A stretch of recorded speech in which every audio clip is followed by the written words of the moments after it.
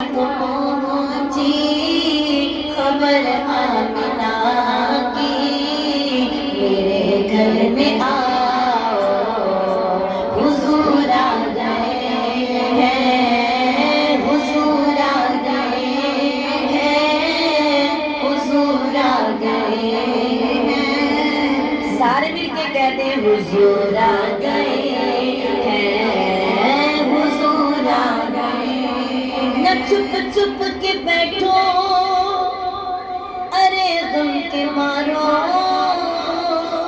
نہ چھپ کے بیٹھو ارے غم کے مارو، نہ چھپ کے بیٹھو ارے غم کے مارو، نہ چھپ کے بیٹھو ارے غم کے مارو، غموں سے بچانے حضور آ گئے ہیں، غموں سے بچانے حضور آ گئے ہیں، حضور آ گئے ہیں، حضور آ گئے ہیں۔ ہوائیں معطر یہ کیوں ہو رہی ہے،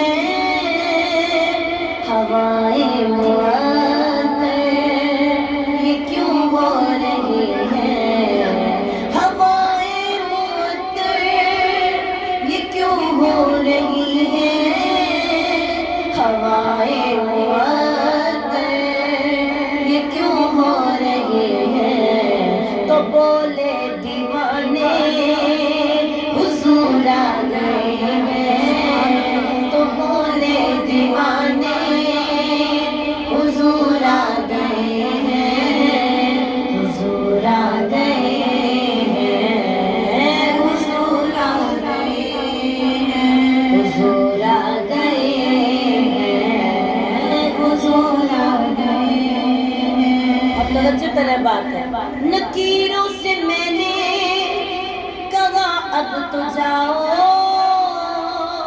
نکیروں سے میں نے کہا اب تو جاؤ، کہ جب میں قبر میں جاؤں اور منکر نکیر آئیں تو میں ان سے کیا کہوں، نکیروں سے میں نے کہا اب تو جاؤ، نکیروں سے میں نے کہا اب تو جاؤ، کیونکہ میرے سرہانے حضور آ گئے ہیں، میرے سرہانے حضور آ گئے ہیں۔ قبر میں سرکار آئے تو میں قدموں میں گروں، قبر میں سرکار آئے تو میں قدموں میں گروں، گر فرشتے بھی اٹھائیں تو میں ان سے یوں کہوں، اب تو پائے ناز سے اے فرشتوں کیوں اٹھوں، مر کے پہنچی ہوں یہاں اس دل ربا کے واسطے،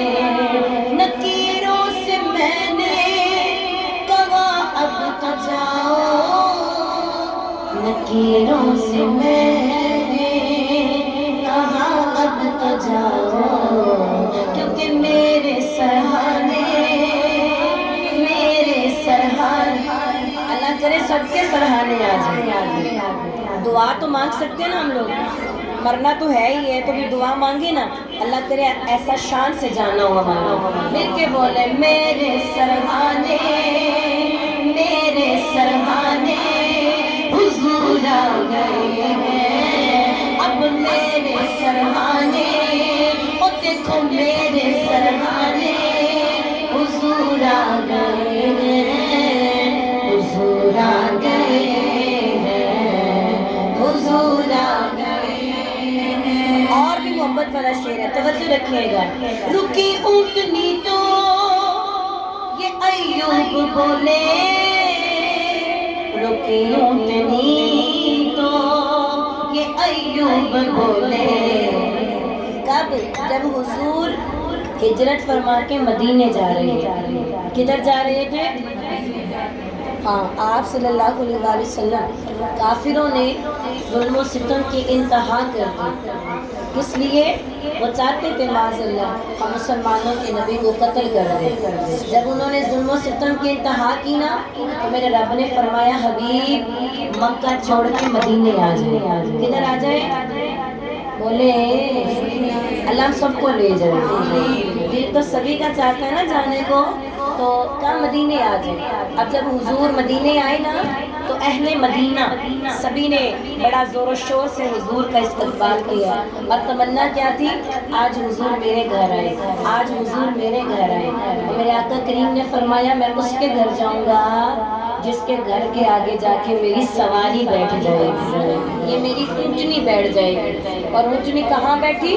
شاعر کہتا ہے رکی اونٹنی تو یہ ایوب بولے، رکی اونٹنی تو یہ ایوب بولے، کیا میرا گھر بسانے، میرا گھر بسانے حضور آ گئے ہیں، میرا گھر بسانے، میرا گھر بسانے حضور آ گئے ہیں، حضور آ گئے ہیں، حضور آ گئے ہیں، حضور آ گئے ہیں، حضور آ گئے ہیں، حضور آ گئے ہیں، حضور آ گئے ہیں۔ جہاں کے اندھیرے سبھی